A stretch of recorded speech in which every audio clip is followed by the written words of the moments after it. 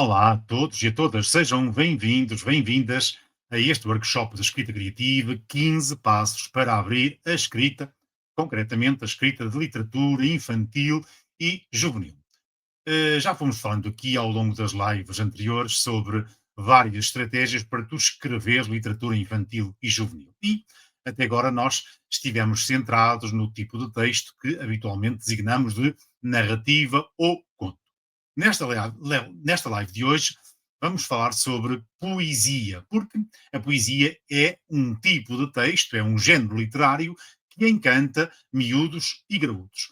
Diríamos que a poesia é mais estranha muitas vezes para os adultos do que para as crianças, porque as crianças são sensíveis, muito sensíveis a diversos recursos estilísticos que existem na poesia e deixam-se muitas vezes seduzir por esses mesmos recursos. Assim, íamos hoje desafiar-te a escrever poesia sem medo, porque a poesia não é um pedestal, a poesia é um convite para olhar o mundo de um modo novo, de um modo diverso, de um modo diferente. É olhar, no fundo, para pormenores, para detalhes e vê-los ou entrevê-los de uma forma completamente diferente, nova. Diríamos que, sob esse ponto de vista, a poesia é uma subversão da linguagem. Na poesia utiliza as palavras, mas, de certo modo, utiliza-as num registro, numa dimensão completamente nova e diferenciada. Então, a primeira coisa que talvez nós precisamos de descobrir é que a poesia não é a poesia intocável, não é um tipo de texto intocável, nem sequer é um tipo de texto misterioso ou indecifrável. A poesia é uma poesia viva, é, deixem dizer assim, é aquilo que nós dizemos de uma forma emocional, de uma forma intensa, é aquilo que nós dizemos mais com o coração do que com a razão. Portanto, a poesia é um tipo de texto que está à espera de ser descoberto por ti e precisa de ser utilizado na vida do dia a dia. Portanto, a poesia está nas nuvens, está na cidade, está no silêncio da madrugada, está em cada um de nós. A poesia é, portanto, um tipo de texto que precisa de ser explorado, precisa de ser desenvolvido, precisa de ser trabalhado. E como é que nós podemos fazer isto? Em primeiro lugar, desfazendo alguns mitos. Porque, de facto, hum, há vários mitos, várias barreiras que nós colocamos à poesia, que nós colocamos quando falamos deste tipo de texto. E o primeiro deles é a de pensar que a poesia é uma inspiração divina, que a poesia é algo que está fora de nós e que nos é dado pela inspiração, pelas musas. A poesia não é nada disso. A poesia não desce dos céus, a poesia nasce no coração, nasce no olhar atento, nasce da curiosidade, nasce da vontade de brincar com as palavras. A esse título gostava de recordar aqui a expressão de Robert Frost que diz que a poesia acontece quando uma emoção encontrou o seu pensamento e o pensamento encontrou as palavras. Diria que esta definição é soberba, é fantástica, porque junta aqui três dimensões que têm obrigatoriamente de estar presentes quando falamos do texto poético. A emoção é, vamos dizer, o ponto de partida para a poesia, depois a emoção que é pensada e depois de ser pensada é traduzida em palavras. Então, superar este mito de que a poesia é inspiração e é apenas dádiva ou atributo de alguns que são assim como que brindados com esta atividade divina. Um segundo mito é que a poesia é só para alguns, para aqueles que têm jeito. A verdade é que todos temos histórias, todos temos emoções para contar. E sob esse ponto de vista, a poesia é uma ferramenta ótima para nós contarmos as nossas histórias, para transmitirmos as nossas emoções. E é uma ferramenta acessível a qualquer pessoa que esteja naturalmente disposta a testar e a experimentar. Um terceiro, um terceiro mito é de que a poesia tem de rimar.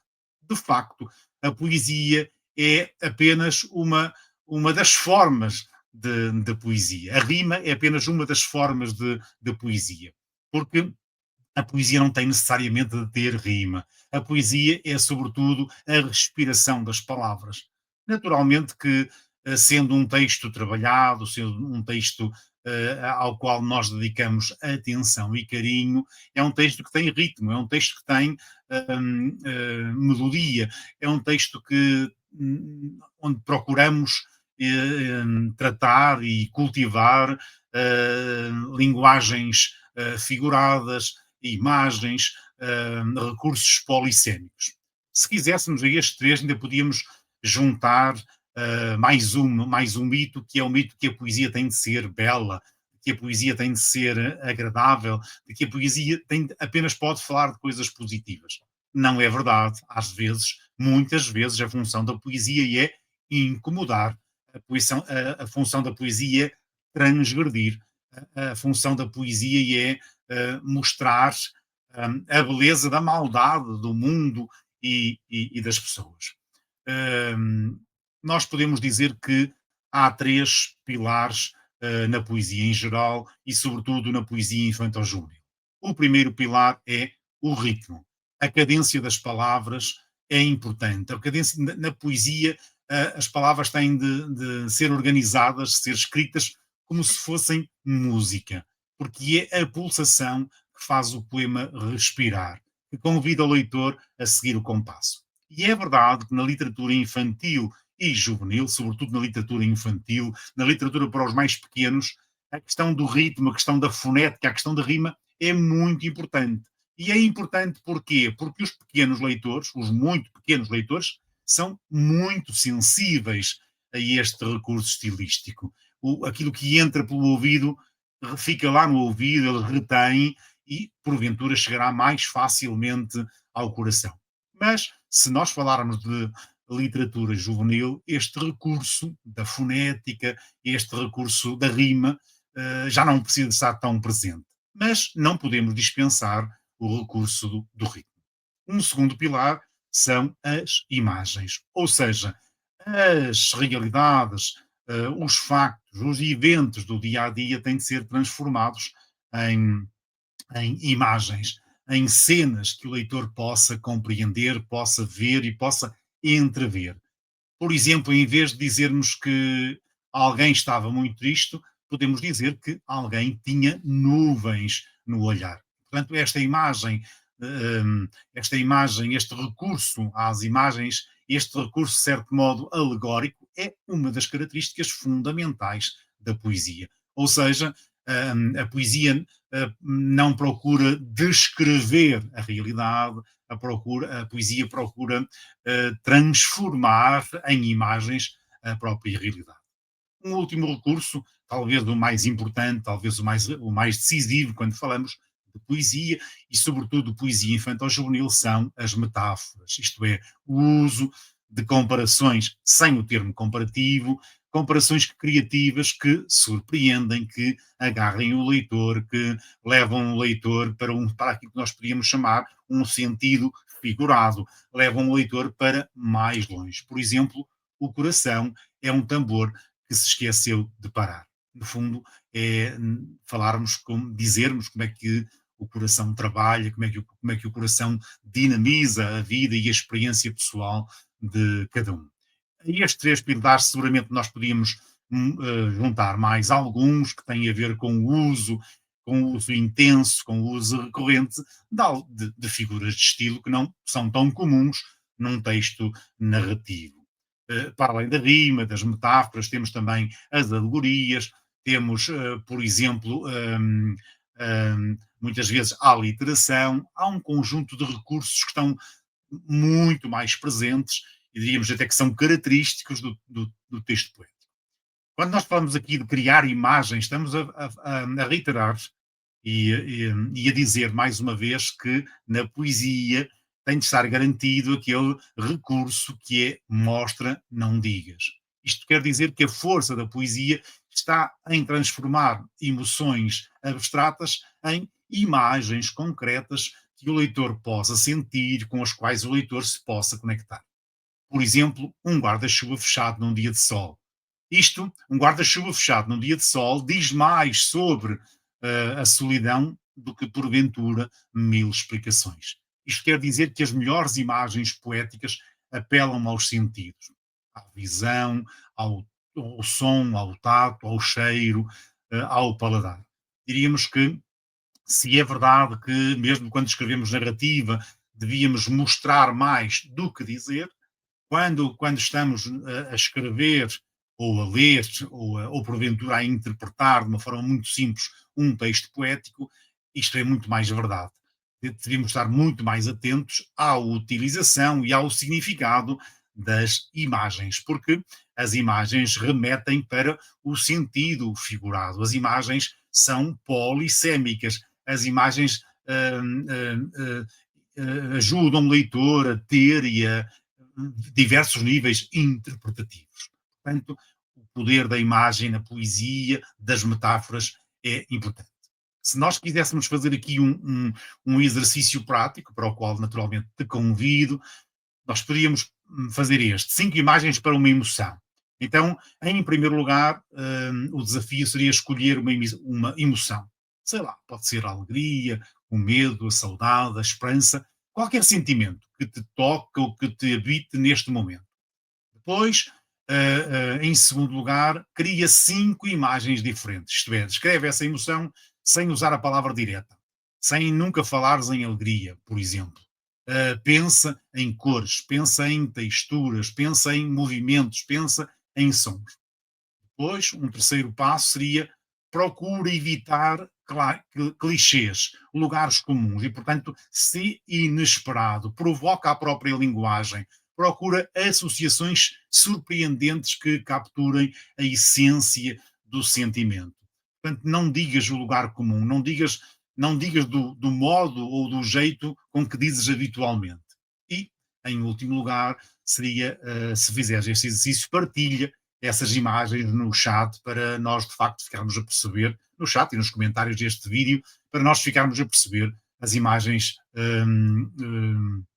se as tuas imagens, ou se as imagens que tu encontraste para esse exercício são fortes ou não. O ideal seria que, diante deste exercício, nós, enquanto leitores, disséssemos: nunca tinha pensado nisto. Olha que interessante, olha que imagem bonita, olha que profundidade, olha que como desafiante está a ser ou foi esta imagem acerca deste sentimento. Finalmente, algumas dicas para escrever poesia com confiança. Em primeiro lugar, a primeira dica é ler poesia em voz alta. Ler em voz alta obriga-nos, enquanto escritores de poesia, enquanto poetas, a sentir o ritmo, a ouvir a música das palavras. E, portanto, a poesia ganha vida, ganha sentido, ganha tonalidade, ganha voz quando nós a dizemos em voz alta.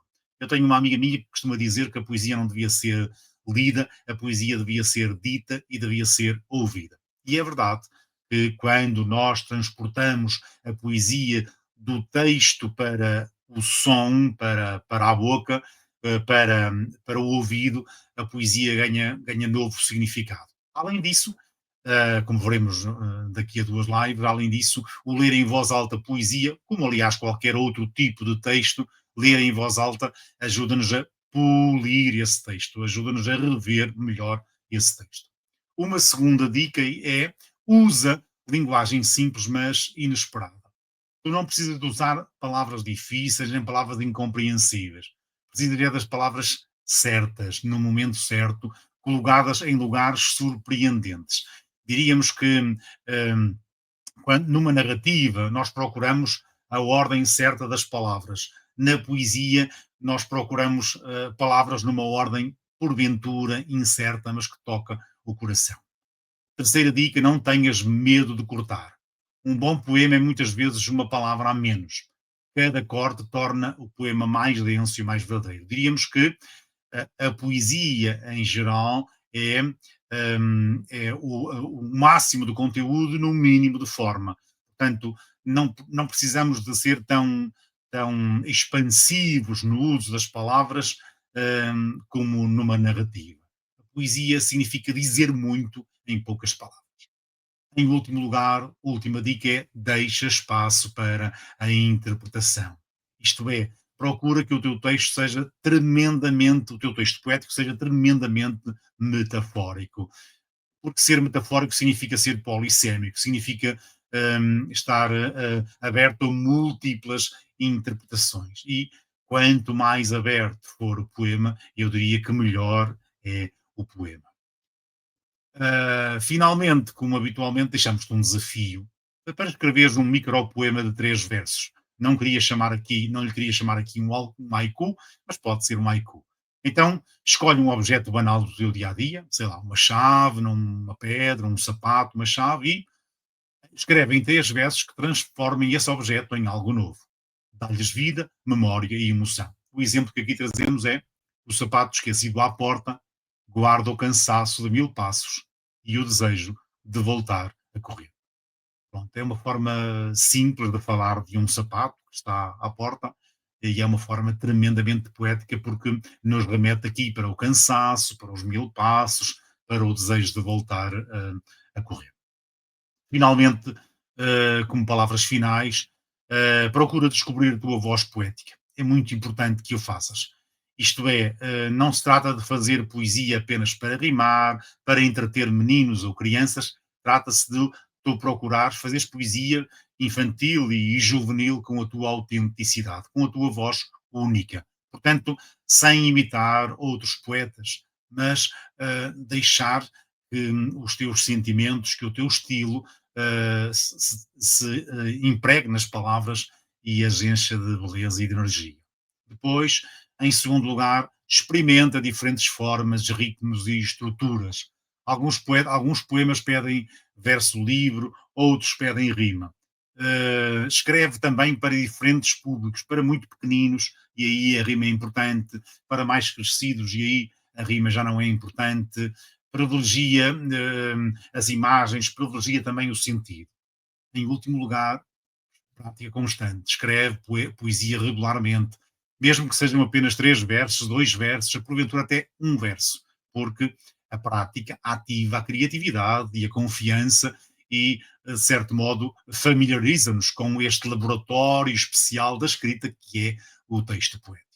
Então, para finalizar, dizer-te que a poesia não é um pedestal, a poesia é um convite, é um olhar para o mundo de um modo novo, diferente, diverso e partilhá-lo com palavras que respiram, com palavras que dançam. Então, como desafio para esta semana, escreve um poema durante esta semana e observa o teu olhar sobre o mundo e transforma esse olhar e partilha aqui nos comentários desta live, se assim o entenderes. Na próxima live, nós vamos trabalhar o bloqueio criativo e tentar perceber se ele é um inimigo ou um aliado. Até à próxima semana.